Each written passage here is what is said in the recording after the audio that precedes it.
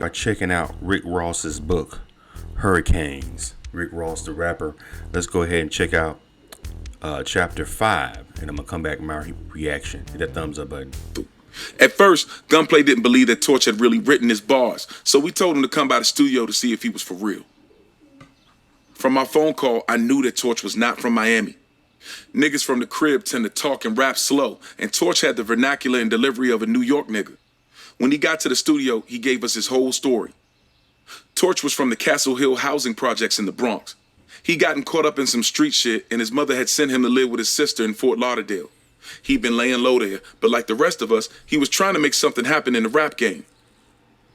From that day forward, Triple C's was Gunplay, Torch, and me. We started locking in at the studio every night. We had Sharp Shoulders and a couple other producers. Shout out to Redog and Troy Bell, cooking up beats, and Earl would be in there flexing all the money he was getting. Earl liked to stun on us back then. Like Earl, I had a blue Chevy Caprice, except mine was a raggedy-ass four-door with wheels that looked like they could fall off at any minute. My granddaddy had given me that car. I remember one time there was some hoes chilling at the studio, and Earl started clowning Gunplay for his clothes. Both of them had football jerseys on that day, except Gunplay's was a screen-printed replica jersey, and Earl's was the authentic one with the stitch-on numbers and lettering. Earl had jokes about that too. He was throwing salt in the game. But look, I have nothing but love and respect for my big homie Earl. All of that stuff was petty shit. Earl opened the doors to his studios and gave me and Triple C's an opportunity when he didn't have to, and there was nothing in it for him. Eventually, we had a collection of songs we felt pretty good about. We put together a mixtape and got a few hundred copies pressed up at Kinko's. At first, we tried selling them, but that didn't work. Miami didn't have an established market for mixtapes like Houston, where you could damn near go platinum selling tapes out of the trunk of your car. We switched up the strategy and started giving the tapes away for free, handing them out at every flea market, strip club, and after-hour spot from West Palm Beach on down. We'd slip DJs a couple dollars to get them to play our records, hoping that one of them would catch on in the clubs. But that didn't yield great results either. The problem wasn't just that people in Miami didn't buy mixtapes. The real issue was that Miami didn't really support its up-and-coming artists unless you were coming into the game with a cosign from Luke. The plan was to keep grinding in hopes of getting the attention of an A&R or exec of a major label. If we could get a deal, then the city would get behind us. It didn't matter if it was a group deal for Triple C's or if one of us got a solo deal. Earl never had any of us under contract. There was just an unspoken understanding that when one of us took off, they would come back and bring everybody else with them. The problem was that none of us were going to be taking off anytime soon. Things were moving pretty slow on the music front. The streets were a different story. Things were accelerating for me. Fast. To reach that next level of hustling, you had to go out of town. Cocaine was so cheap and in such abundance in Miami that it was hard to move a lot of weight there. Everybody had access to it, and the competition was ferocious. This was especially true for Carol City niggas. Carol City wasn't like Liberty City in Overtown, where there were these huge projects you could stand outside of and sell dope all day. With the exception of the Matchbox and the apartments behind my house, Carol City was made up mostly of single-family houses. There was only so much money to be made here. Big Mike had left Miami a long time ago. The crib had been ground zero for the Miami boys, but once law enforcement took notice, they headed north, taking over every city in the Sunshine State, setting up traps all over the southeast United States. Georgia, Alabama, Tennessee, Louisiana, Kentucky, the Carolinas, all the way up to Virginia. It was colonialism 101. Mike had tried to keep Jabbar and I out of the streets, but once he realized that wasn't happening, he took the opposite approach. If we were going to be doing this anyway, we would be better off doing it under his supervision and away from the violence that was happening in Miami. Mike had set Jabbar up with an apartment in Atlanta and a kilo and let his boy take it from there. Jabbar didn't need much guidance. If you give a Delancey some dope, they're going to know what to do with it. Mike had evaded capture by not getting greedy. He would hustle in one place for 6 months and then take 6 months off. Then he would start up again someplace else. His strategy had not only kept him one step ahead of the law, but also built an expansive clientele all over the Southeast. Mike started sending me to places on assignments, all of which involved the transportation of either drugs or money. There was the occasional gun run, but that was only a few times. The instructions were simple. Get a car, not the same one as before. Pick up, deliver. It wasn't brain surgery, but it did keep me busy. I started taking trips up and down I-95 on a regular basis, from Miami all the way up to the Carolinas. One of the things that separated Mike and Jabbar from the other hustlers I came up around was that they were in the boy business.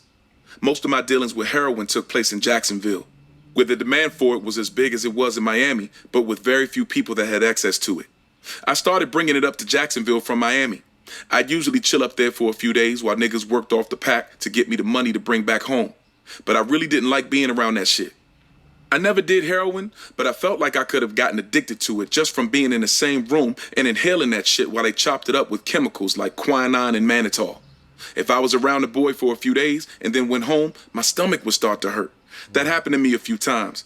I was basically going through minor withdrawal. Then there were the testers. Whenever I sold heroin, the buyer would bring a tester to let them know what the vibe was. I'll never forget this one nigga. He claimed to have 6 sets of eyes, and whenever he got on boy, he would see all this wild shit and tell us all about it. To be honest, the nigga was hilarious, but the whole scene was so fucked up. I can't quite put my finger on why, but everything about dealing with heroin was more disturbing to me than it was with crack. The dealers, the junkies, the feeling of selling it for days on end. The only thing I really liked about it was the money. That money from the boy comes faster. What started as courier work soon led to me branching out and building my own customer base. I started networking in the different cities I was bringing work to. Boy in need of a Miami plug. Then, the next time I go to these places, I wasn't just there as a driver. I had my own clients there. I found a foothold in the Florida Hit that thumbs up button, guys. Hit that thumbs up button. heartland where I had cousins on my daddy's side. I drove up there one time to bring one of them some work and realized Central Florida was ripe for the taking. Soon, I started taking trips up the Florida Turnpike and going to places like Bartow and Belle Glade and Melbourne and Okeechobee. These were untapped markets where I could set the price. I could run these country spots. I took a quarter key to Polk County. All my Central Florida niggas straight bout it. Broke down the brick, I'm back in Bartow. Belle Glade, box Chevy on my car phone. Jayville, I went and bought a condo. Back to the crib where I get it by the carload. Box Chevy, 2013. Even after I struck out on my own and started making my own plays, I knew that I was a part of something that was much bigger than me. When it comes to music, I can say with confidence that I am self-made. But as far as the dope game, I have to admit that I was a beneficiary of nepotism. From day one, I had friends in high places. All of the groundwork was laid out for me. I was a part of something, a system that had been in place long before I got there. I just kept building on it.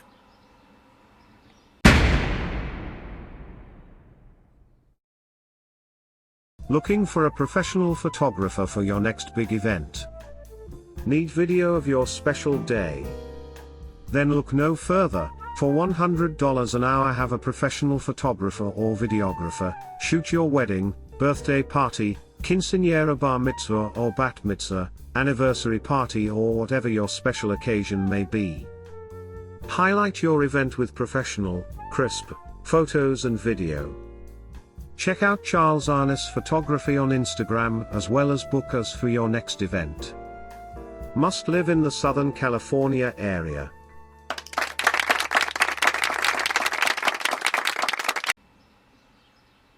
Remember taking a second to let the moment sink in. This ain't no regular shit, homie. This means something. Make it count. Anyway, y'all, this is Rick Ross's Hurricane. Hurricane is the book. It's actually a pretty good book, man. Y'all can check it out on Audible. I don't know, man. Something about, well, I guess Miami, everybody and their mama dibble in the dope game. I'm from Florida, so Orlando, you know, I remember it being a bad place. People being on drugs and stuff like that. So, but I don't know, something about Rick Ross. He don't strike me as a drug dealer type, but you know, he said that he was born into it. I guess his family members and stuff dabbled in it. You know, that's usually how you can get into it, though. You gotta know somebody. You can't just say, "Oh, hey, I'm gonna go up here to see if I can get into the drug game."